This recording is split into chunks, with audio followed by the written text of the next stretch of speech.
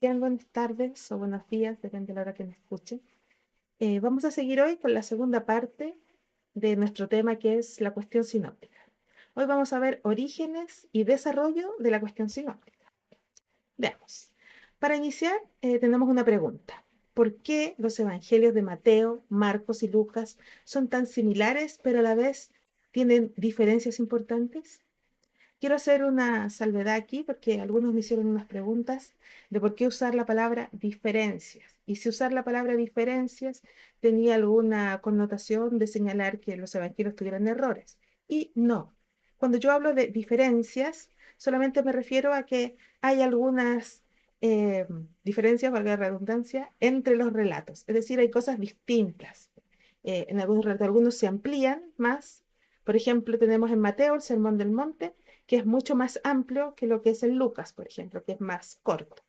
¿Ya? Cuando hablo de diferencias, hablo de esas cosas, no hablo de contradicciones, no hablo de errores, sino que hablamos de estas diferencias importantes, sí, porque algunas nos cuentan más detalles de la historia que pueden llevarnos a una exégesis más profunda y otros lo cuentan de forma más superficial y eso tiene mucho que ver más que nada con el enfoque teológico que el autor de los evangelios quiso darle a sus escritos, ¿no?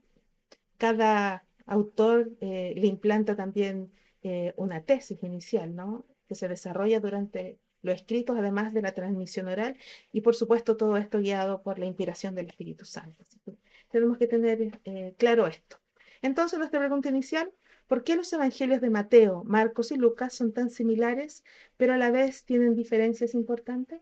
Esta es la pregunta básica de la cuestión sinóptica. ¿Cómo respondemos a esta pregunta? Ha sido la investigación de muchos eruditos, expertos, historiadores, cristianos y no cristianos. La cuestión sinóptica tiene un origen ya, diría, prácticamente 2, 3 siglos. Así que vamos al tema. Primera observación. Desde los primeros siglos del cristianismo, los estudiosos notaron las similitudes entre los evangelios de Mateo, Marcos y Lucas. ¿Ok? Sin embargo, no fue hasta el siglo XVIII que se comenzó a estudiar sistemáticamente estas similitudes y diferencias. Si bien, desde que los evangelios fueron escritos, todo el periodo de la iglesia, los padres apostólicos, eh, los apologistas, los doctores de la iglesia, etcétera, se dieron cuenta, claro, de las similitudes, Mateo, Marcos y Lucas, también de algunas diferencias. Sin embargo, como lo hemos dicho, no fue hasta el siglo XVIII en que se comenzó a hacer un estudio más sistemático, es decir, más riguroso, con un enfoque más, más científico, podríamos decirlo, ¿no? Y precisamente es porque durante el siglo XVIII tenemos, en primer lugar, ¿cierto?, el brote más fuerte del racionalismo, en Europa principalmente, lo que hace llevar a cuestionar todo. En esta búsqueda de la verdad y del cuestionamiento de todo, de las bases, diría yo, y también de la religión, es donde se llega a este estudio sistemático. Por eso que muchos relacionan un poco la cuestión sinóptica con algunas posturas liberales, pero no necesariamente, ¿ya? Porque la cuestión sinóptica ha sido estudiado tanto por conservadores como por liberales, pero sí, se tiende, como tiene este origen, se tiende a relacionar. Y sí, en cierto sentido, sí, también hay algunas posturas desde la teología liberal, que es más fuerte, pero yo diría que tiene más que ver con la crítica textual. ¿Ok? Sigamos. El problema sinóptico. Por definición, como ya lo vimos en la clase pasada, el problema sinóptico se refiere a la necesidad de explicar cómo es posible que los tres evangelios compartan tanto contenido, pero también presenten diferencias significativas. Bien, esta es la pregunta. Y este es el planteamiento, o por definición del problema sinóptico. Preguntas clave. ¿Utilizaron los autores las mismas fuentes? ¿Uno de los evangelios sirvió como base para los otros? ¿Hubo una tradición oral común que influyó en los tres? Esta es la cuestión, sobre todo en relación a las similitudes. ¿Usarían las mismas fuentes los escritores? Los evangelistas usaron a uno de los escritores como base para escribir los demás. Algunos proponen que fue Marcos, otros proponen que fue Mateo. ¿A quién usaron? ¿Se afirmaron en uno o simplemente hubo una tradición oral común que influyó a los tres? Una sola tradición que se fue transmitiendo y que llegó como estaban en periodos cercanos, ya a la resurrección de Cristo y a su ascensión. Esta tradición oral se mantuvo. Pensemos que han pasado entre los primeros evangelios alrededor de unos 30, 40 años. Así que hubo una tradición oral común que influyó en los tres. Todas estas preguntas se hace la cuestión sinóptica. ¿Ya? Desarrollo histórico de la cuestión sinóptica. En el siglo XVIII, como ya hemos dicho, comienzan los primeros estudios críticos. Cuando hablamos de estudios críticos nos referimos a los que revisan toda esta cuestión. ¿Ya? Cuando hablamos de la crítica hablamos más no es como, no está relacionada la palabra crítica con el hablar de juzgar los textos o de dudar del texto, ¿no? Sino que cuando hablamos de estudios críticos nos referimos a un estudio más analítico y planteando preguntas, dudas, respuestas en relación al texto, cómo fue, cómo no fue, es posible que haya salido por este lado, es posible que haya salido por este otro. Ese es un estudio crítico. ¿Bien? Los estudiosos comenzaron a comparar los evangelios de manera sistemática, es decir, a revisarlos concienzudamente, comparar unos con otros. Por eso que se empieza a hablar de los evangelios sinópticos. Es como poner, como dijimos antes, es como ponerlos en dos líneas, dos o tres líneas paralelas y empezar a observar las similitudes y las diferencias. Se propusieron se propusieron, perdón, las primeras teorías sobre las relaciones literarias entre los evangelios. Esa es una de las primeras cosas. ¿Cuál era la relación literaria? Es decir, se usaba el mismo tipo de analogías, el mismo tipo de prosa, eh, las mismas figuras literarias, todo eso se comenzó a analizar. En el siglo XIX se plantean las teorías más clásicas. Tenemos, en primer lugar, que es la que se mantiene prácticamente hasta hoy en día, la teoría de las dos fuentes, propuesta por Christian Hermann Weiss, ¿cómo se pronuncia? Y desarrollada por Heinrich Julius Holtzmann. ¿Ya? Sugiere que Marcos fue el primer evangelio escrito y que Mateo y Lucas utilizaron a Marcos y una fuente hipotética llamada Q, del alemán Quetsche, que significa fuente. Eso significa Q, fuente. Si quiere decir fuente Q, es como decir fuente, fuente. Q, simplemente. Q contendría principalmente las enseñanzas de Jesús que no aparecen en Marcos.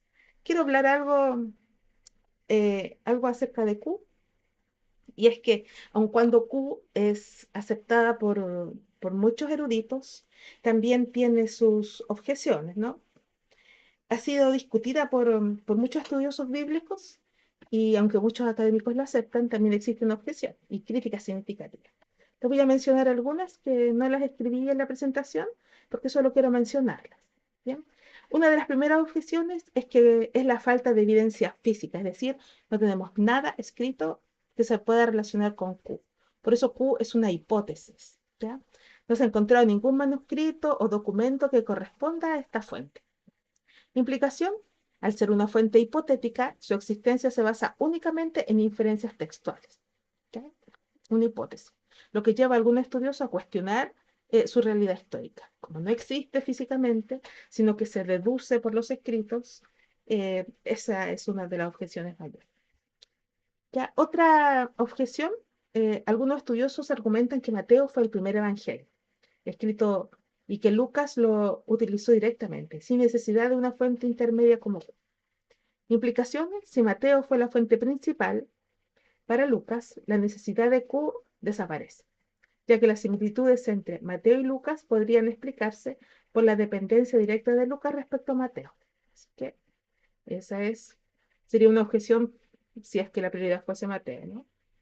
Otra objeción es que hay otra teoría que sugiere que los autores de los evangelios influyeron mutuamente, compartieron material oral, escrito, sin necesidad de una fuente escrita, como Q.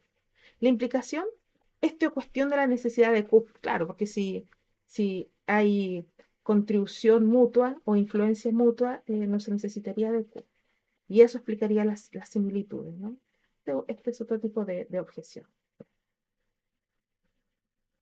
Otras objeciones es que hay algunas variaciones en el contenido de Q. Objeciones: algunos estudiosos argumentan que el contenido atribuido a Q no es consistente. Por ejemplo, hay diferencias significativas en cómo Mateo y Lucas presentan las enseñanzas de Jesús, lo que sugiere que podría haber utilizado fuentes diferentes o haber adaptado el material de manera independiente.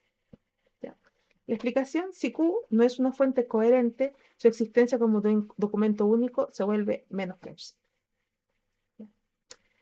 Otra objeción es la complejidad de la hipótesis, porque esta hipótesis tiene sus complejidades, sus huecos y sus vacíos, ¿no? La objeción de la complejidad tendría que ser que Q añade una capa de complejidad al problema sinóptico, ya que introduce una fuente adicional que no está documentada históricamente. Eso implicaría que algunos estudiosos prefieren explicaciones más simples, como la dependencia directa entre los evangelios, sin necesidad de recurrir a una fuente hipotética, como esta. ¿Bien? Así que tiene varias críticas o varias objeciones Q. La crítica de la redaccional también, pues no se sabe exactamente cómo fue redactada, si se ajusta o no a lo que están diciendo los evangelios. Y también no hay un consenso unánime, ¿no? Dentro de los académicos, aun cuando Q es bastante aceptada, no es unánime. Hay siempre explicación.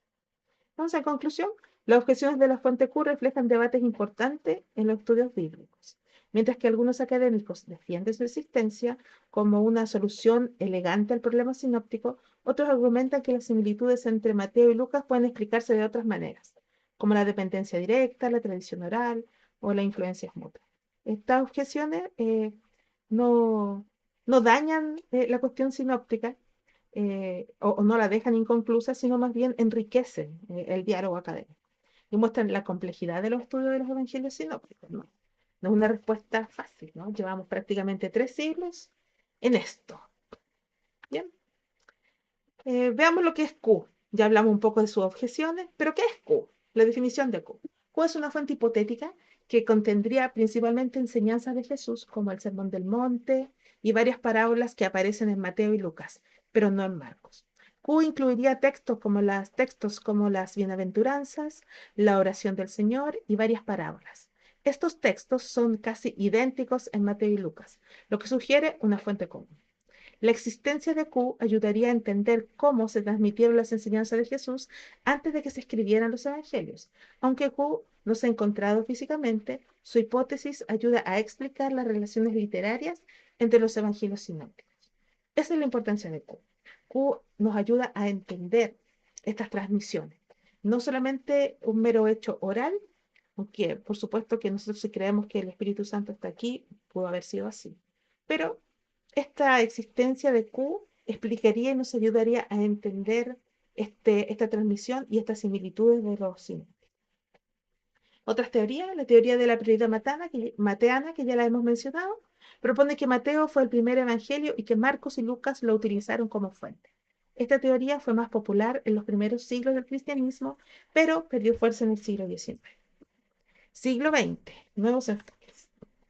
Crítica de las fuentes. Bien, se profundizó en los estudios de las posibles fuentes escritas y orales utilizadas por los autores de los evangelios. Aquí se profundizó más en esta crítica de las fuentes que tiene que ver con la comparación, la datación, etcétera, de todas las fuentes existentes. También tenemos la crítica redaccional, esto tiene que ver cómo se escribió, cómo está escrito, ver el estilo de escritura, etcétera. ¿Ya? Se analizó cómo cada autor adaptó el material para transmitir un mensaje teológico específico a su audiencia. Como sabemos, ¿cierto? Cada evangelio tiene un público al cual le escribe, su comunidad, y ahí relaciona. Por eso que toma distintos enfoques teológicos, porque considera las necesidades de su comunidad. ¿Bien? Y por supuesto tenemos también la crítica histórica. ¿Ya? Se estudió el contexto histórico y cultural en el que se escribieron los evangelios. Aquí se aplica el método histórico crítico, se hace la relación entre el momento y el contexto en el cual fueron escritos los sinópticos, se define cuál se escribió primero, cuál se escribió después, etc. Siglo XXI. Perspectivas actuales. Los estudios actuales combinan métodos tradicionales con nuevas herramientas, como el análisis computacional de texto. Esto ha facilitado muchísimo la tarea de la crítica textual a través de estas tecnologías, ¿cierto? Como lo son ahora la IA, ya vamos a tener un avance en estos estudios muchísimo más grande que lo que se tuvo en siglos anteriores. Se sigue debatiendo la existencia de Q. Q está muy, muy, muy vigente, se sigue debatiendo, y las relaciones exactas entre los evangelios. Así que hay mucho aún que decir al respecto. Nuestra reflexión final: la cuestión sinóptica no solo es un problema literario o histórico, sino también una ventana para entender cómo las primeras comunidades cristianas preservaron y transmitieron las enseñanzas de Jesús. Aunque las teorías sobre las relaciones entre los evangelios siguen siendo debatidas, su estudio nos invita a profundizar en la riqueza y complejidad de los textos bíblicos. Porque finalmente nosotros, como cristianos, lo que nos interesa es descubrir el mensaje completo que nos está transmitiendo el Espíritu Santo a través de los escritores, especialmente de los evangelios en este caso. Así que por eso es importante tener estos estudios, analizarlos y verlos siempre bajo el amparo de la guía del Espíritu Santo. Ir estudiándolos, ir viendo, por supuesto, cuáles son las teorías, cuáles son las propuestas, cuál es la historia, pero nunca dejando la reflexión teológica y espiritual de lo que vamos descubriendo. Preguntas para reflexionar. Así que estas me las dejan ahí en los comentarios, por favor. No lo olviden, que es importante. Uno, aunque me faltó el número. ¿Cómo creen que el estudio de las cuestiones sinópticas puede enriquecer nuestra comprensión de los evangelios? Es algo que hemos hablado. Número dos, ¿qué implicaciones tiene la teoría de las dos fuentes para nuestra interpretación de las enseñanzas de Jesús? Y número tres, ¿por qué es importante considerar el contexto histórico al estudiar los evangelios sinópticos?